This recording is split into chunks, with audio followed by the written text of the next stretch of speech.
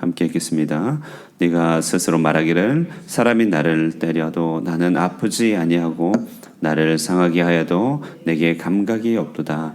내가 언제나 깰까 다시 술을 찾겠다 하리라. 아멘.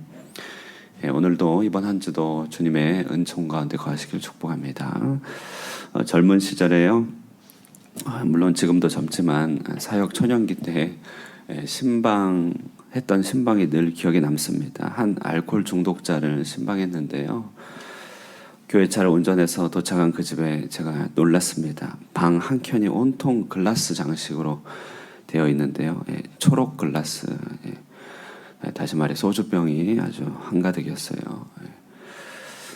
이분이 그 목소리가 너무 좋았습니다. 참 목소리 좋은 분이었습니다. 그리고 얼마나 이제 간절하고 겸손하게 자신의 삶을 이야기하는지 모릅니다. 그런데 대화를 하면서 뭘 느꼈냐면요. 이분이 점잖고 조용조용하게 얘기를 하지만 저를 사실은 가지고 노는 거예요. 제가 그 속에 어떤 괴물 같은 좀 힘을 느꼈어요. 말을 이리저리 돌리면서 사람을 넉다운 시키는 그런 조롱이 있더라고요. 그 힘이 무엇일까?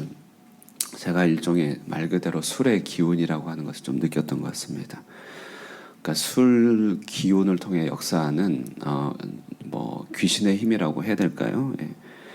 당시 제 생각에 제가 이제 사역 초년기니까 얼마나 순수합니까? 순수하고 정말 순진한 마음으로 찾아갔는데 제가 그때 나 같은 애송이가 이렇게 상대할 수 있는 그런 상황이나 존재가 아니다. 정말 이렇게 술에 사로잡힌 사람의 이 뭐랄까 교묘하고 또 조롱 섞인 이 지혜는 과히 정말 이렇게 굉장한 것이었어요.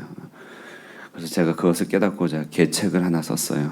무슨 계책이냐면 36개 달리 후퇴 내가 할 수 없다. 그래서 처음에는 사람이 술을 먹지만 나중에는 술을 먹고 그리고 나선 술이 사람을 먹는다는 그 말을 정말 실감했던 그런 기억이었습니다. 근데 오늘 성경을 읽다 보니 딱 그런 표현이 있습니다. 여러분 29절부터 나오죠. 재앙이 누구에게 있느냐, 근심이 누구에게 있느냐 쭉 얘기하면서 술에 잠긴 자에게 있다 이렇게 말하죠. 32절 보시면 그것이 마침내 뱀같이 물 것이고 독사같이 그냥 팍 쏜다는 것이에요. 눈에는 괴이한 것이 보이기 시작하고 말이 구부러지고 바다 가운데 누운 자 같을 것이고 돛대 위에 누운 자 같을 것이고 돛대면 이렇게 좀 높이 있는 거 아닙니까? 그래 지금 모든 세상이 아래로 보인다는 것이죠. 스스로 말하기를 나는 아프지도 않다, 감각도 없다 이렇게 말도 안 되는 대범한 가운데서 세상을 이렇게 굽어보고 구부러뜨리는 것이죠. 물론 이것은 이제 술에 말 그대로 임박힌 사람들, 오늘날의 용어로 표현하면 중독자를 말하는 것일 것입니다. 보통은 이 정도까지는 아니라고는 할 수 있겠죠. 실제로 독일의 목사님들은 맥주를 즐겨 합니다. 예수님도 포도주를 드셨습니다. 요한복음으로 말하자면 혼인잔치의 중요한 순간 같은데 포도주는 빠질 수 없다고 말합니다.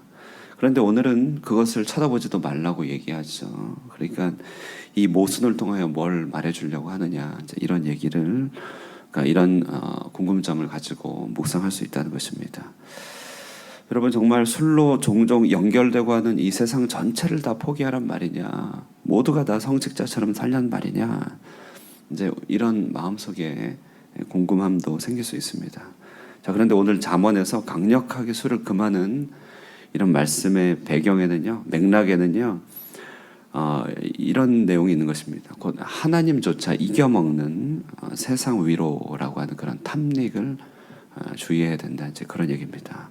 17절 보시면 네 마음으로 죄인의 형통을 부러워하지 말고 항상 여호와를 경외하라 이런 말이 있는데요.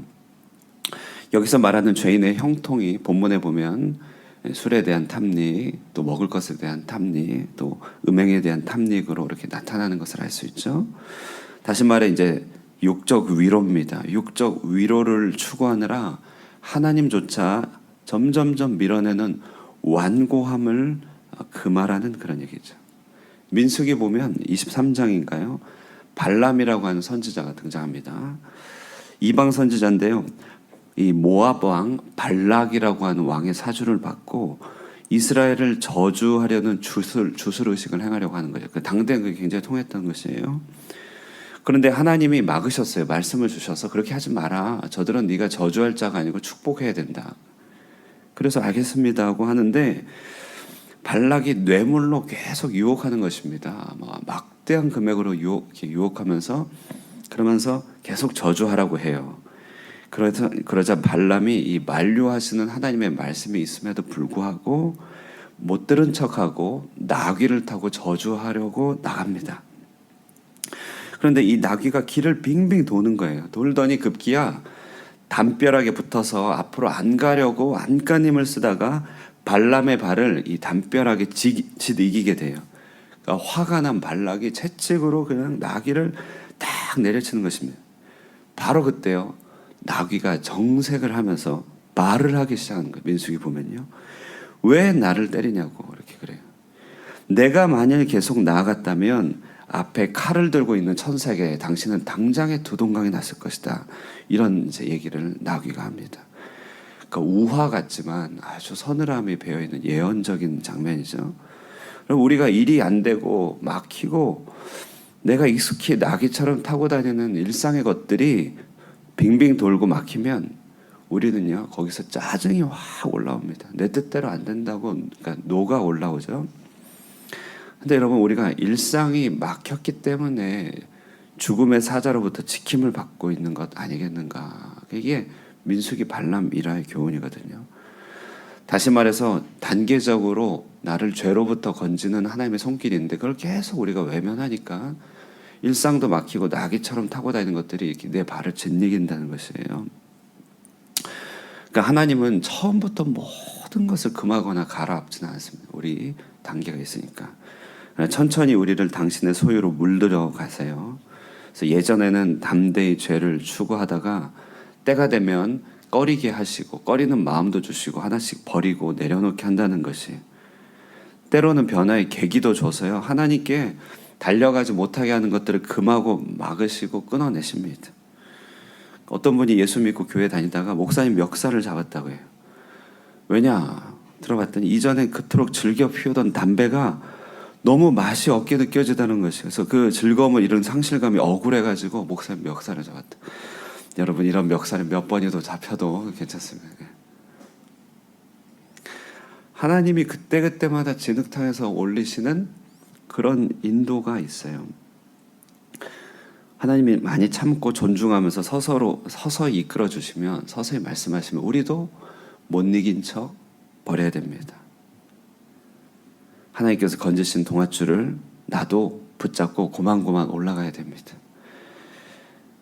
그러므로 오늘 주제는요. 금주선언에 대한 이야기가 아니라 단지 그것이 아니라 하나님조차 이겨먹으려고 하는 내 즐거움, 내 안위, 내 탐닉에 대한 미련을 그때그때 버려야 된다. 그때그때마다 버려야 된다. 이런 말씀이죠. 17절 다시 보시면 그러므로 죄인의 형통, 다시 말해 죄인이 추구하는 형통이죠. 무슨 말입니까? 하나님 없어도 되는 형통. 하나님이 그 순간 없어야 되는 즐거움에 대해서 홀이라도 부러워하지 말아라. 하나님이 없어야 되는 그런 즐거움, 밀어내야 되는 즐거움에 대해서 홀이라도 부러워하지 말아라. 이를 위해서 먼저는 오늘 본문 전체를 통해서 모든 종류의 탐닉에 대해서 경계하라 라고 합니다. 오늘날 탐닉의 시대입니다. 모든 소비 사회를 이루는 것들 배경에는 탐닉을 권장하죠. 본문은 술에 대해서 얘기하다가 돌연 음녀에 대해서, 음행에 대해서 얘기하죠. 그리고 심지어는 고기와 탐식에 대해서까지도 얘기합니다. 다 탐닉에 대한 것이죠. 탐한다. 탐닉입니다. 물론 음녀에 대한 유혹은 당연하지만 나머지 것은 너무 과한 것처럼 느껴질 수 있습니다. 우리가 다 머리 깎고 산에 올라가야 되느냐? 그것이 아니라 이 세상 육적인 안위, 그러니까 육적인 소위 위로라고 하는 것들요. 그런 것들이요. 마음의 안방을 다 차지한 바람에 하나님을 거실 바닥에 놓이지 말라. 이제 그런 얘기죠. 탐닉을 경계하라. 육적인 안위를 마음의 안방까지 다 넘어뜨리지 말라. 이런 얘기입니다. 탐닉을 경계하라. 정말 탐닉의 사회입니다. 우리 깨어 있어야 되는 것입니다. 모든 탐하는 것들, 그래서 탐닉으로 빠지는 것들에 대해서 우리는 빨간불을 켜야 됩니다. 두 번째는요, 그렇게 하기 위해서 잘 들어야 합니다. 17절 보시면 부러워하지 말고 여호와를 경외하라라고 말합니다. 경외라고 하는 말은 어려운 말인데 쉬운 말로 하면 잘 들어야 된다. 우리가 이런저런 허물을 스스로 벗기는 참 힘들어요. 어떨 때는 이게 죄인가? 그러니까 죄라고 물어보면 꼭 죄까지는 아니거든요. 그러니까 헷갈려요. 변명도 하게 됩니다. 뭐 죄까지는 아닌데 홀로 한계를 정하기가 힘들어요. 그런데 하나님께 들을 마음만 있다면 가도 되는지 말아야 되는지 음성 들려준다는 것이에요. 얼마 전에 우리 교회 홍콩에서 오신 목사님 기억하시죠? 이분이 60을 넘기셨는데요. 이분과 대화를 하면서 정말 많이 들은 내용이 뭐냐면 많이 배웠대요. 저 같은 사람이 얘기하는데 많이 배웠대. 그리고 어떤 이야기를 제가 하고요, 좀 이렇게 대화가 깊어지면요, 무릎을 치면서 이건 나한테 해주시는 얘기라고, 옆에 있는 사모님, 여보 이건 우리 보고 들으라고 한 얘기야, 이런 거예요. 제가요, 그분 들으라고 한 얘기 절대 아닙니다. 뭐 그런 주제도 아니에요. 그냥 얘기하는데 이거는 우리 들으라고 한 얘기라면서요. 정말 진심으로 하나의 음성을 순간순간 들으시더라고요. 여러분, 우리가 어떤 몸의 기능이 말썽을 일으키든지 아니면 사람과의 대화 중에 있든지 심지어 TV를 보다가요, 그리고 뭐 말씀을 읽다가 설교 가운데 말씀을 주시거든요. 하나님은 조화가 깨트리는 그런 모든 부분들에 대해서 경고음을 울리게 돼서 우주가 그렇게 창조되어 있습니다. 그래서요, 들으려면 들을 수 있습니다. 그리고 듣게 되면 포기할 수 있어요. 멈출 수 있다는 것입니다. 근데 정말 헷갈린다는 것이에요. 이게 뭐 그렇게 죄까지는 아니니까. 그러면 기도하세요. 혼자는 도저히 내 스스로 한계를 정할 수 없으니 가야 됩니까? 말아야 됩니까? 해야 됩니까? 말해야 됩니까? 제발 한 말씀만 하옵소서 하면 말씀해 주십니다. 별말 없으면 그냥 가도 되겠지만 말씀하신다는 것이에요. 그래서 들어야 된다. 이런 탐닉을 이기기 위해서 들어야 된다. 들으면 또 우리 버릴 수 있습니다. 세 번째, 오늘 본문 보면 육적인 상급자의 마음을 안전장치로 삼으라 이렇게 얘기하고 있습니다. 5절에 한번 보실까요? 5절에 보면 네 부모를 즐겁게 하며 너를 낳은 어미를 기쁘게 하라 이렇게 얘기하고 있습니다. 여기 부모는 실제적으로 우리 부모님을 말하지만 모든 육신적인 상급자, 권위자를 말합니다. 권위자, 뭐 교회에서든 밖에서든. 제가 전도사 시절에요, 청년 몇 명을 데리고 제주도에 놀러 간 적이 있습니다. 그러니까 교회적 행사는 아니었고 좀 휴가를 얻었는데 사적으로 좀 데려갔어요. 부모님들한테 물론 다 허락을 받고 갔다 왔습니다. 그런데 갔다 와서요, 갈 때 그런데 제가 담임 목사님한테는 보고는 안 하고 왔어요. 휴가니까. 그래서 제가 내 휴가인데 뭐 꼭 보고까지 해야 되느냐. 그런데 그때 수석 부목사님이 이런 말씀하시더라고요.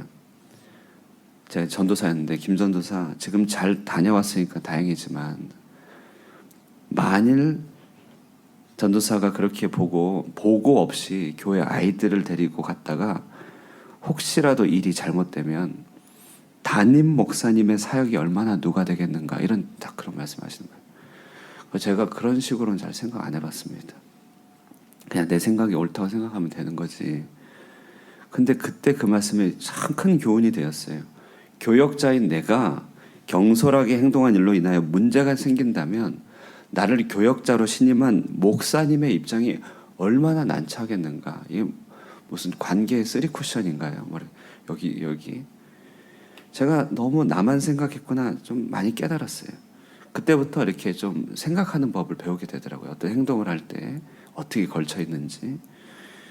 하나님께서 내 앞에 세우신 권위자의 마음이 난처하지 않도록 하는 것, 그 일은 여호와 경외하기를 배우는 지름길입니다.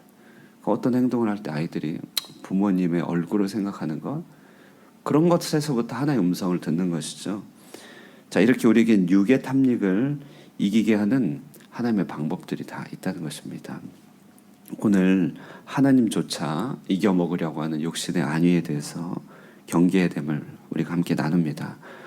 육의 즐거움은요, 육신의 즐거움이라고 하는 것은 곧 돌아갈 거실 손님 정도로만 대하고 그 즐거움이 마음의 안방을 차지하게 하지 말아야 됩니다. 하나님 음성 듣기를 원해야 됩니다. 그러면 반드시 말씀해 주십니다. 나귀를 통해서도 말씀하시는 걸요. 예, 말씀하십니다. 내 눈앞에 보이는 권위자를 하나님의 노란 신호등 삼아야 됩니다. 그렇다면 우리는요, 탐닉을 제어하는 성령의 능력 안에서 실수가 적어질 것이고 인생의 손실이 적어질 것입니다. 그 가운데서 소망의 인내를 굳게 세워가는 여러분 되시기를 주님의 이름으로 축원드립니다. 기도하겠습니다. 하나님 아버지 감사합니다. 이 땅에 하나님 모든 가르침들, 이 땅의 문화들이 우리 자신을 즐겁게 하는 일을 하나님처럼 여기며 살도록 유혹하는 손길들이 많음을 고백합니다. 어제의 우리의 일들이 그러했으며 오늘날의 이 시대의 일들이 그러하므로 우리도 속으며 그 가운데 하나님을 버리고 살 때가 많이 있음을 고백합니다. 그러나 주님 지혜의 말씀을 주시고 하늘의 음성을 우리에게 허락해 주시니 우리가 또한 돌아갈 힘과 지혜를 얻습니다. 우리 삶 가운데서 경계선에서 망설이고 있는 것들이 있다면 주께서 음성을 들려주시옵소서. 이 땅의 즐거움 일시적인 것임을 알고 영원한 즐거움에 우리 마음을 온전히 쏟게 하옵소서. 주님 나라와 당신을 섬기는 일이 인생의 최대의 행복임을 우리로 늘 깨닫게 하여 주시고 눈앞에 보이는 여러 관계들을 통하여 우리에게 세워주신 권위자들을 통하여 하나님의 음성을 듣는 훈련을 하게 하옵소서. 오늘 하루도 여러 일과 만남들 가운데 이 교훈이 우리에게 적용되게 하여 주시고 주님 뜻대로 순종할 때 마음에 넘쳐나는 생수의 그 기쁨과 능력이 우리 삶을 가득 채워 주시옵소서. 이 아침에도 기도하기를 원합니다. 기도가 되어지게 하여 주시고 우리 마음이 주님께 더욱더 간절하게 붙들리게 하여 주셔서 주님을 사모함으로 기도하고 돌아가는 발걸음 주님의 큰 기쁨과 은혜로 채워 주시옵소서. 예수님의 이름으로 기도드리옵나이다. 아멘. 기도하시고 돌아가도록 하겠습니다.